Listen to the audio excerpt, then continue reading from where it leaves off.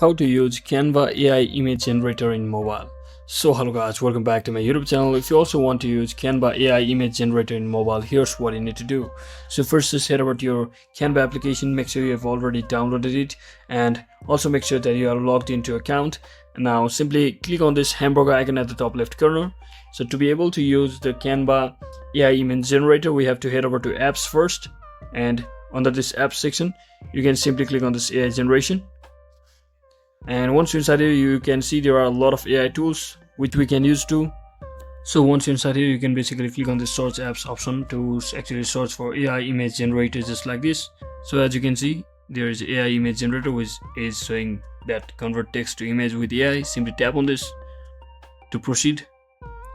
And once you're inside here, just click on this use an existing design, or you can also use a new design. So I will simply use my existing design of my project.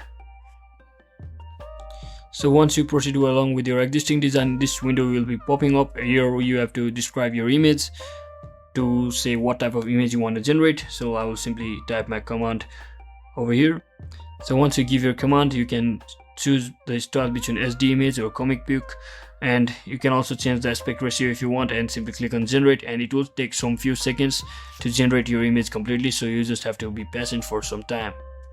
So once your design has been successfully completed, you can simply tap on this add to design, and if you want a new design, you can simply click on start over your design as well. And once you are finally able to land your design, your image, generated image on your new design, you can simply readjust the position just like this to make sure your design looks good. So that is exactly how we do it, guys. I hope this video was informational. If it was, don't forget to like and subscribe to the channel. See you on the next one.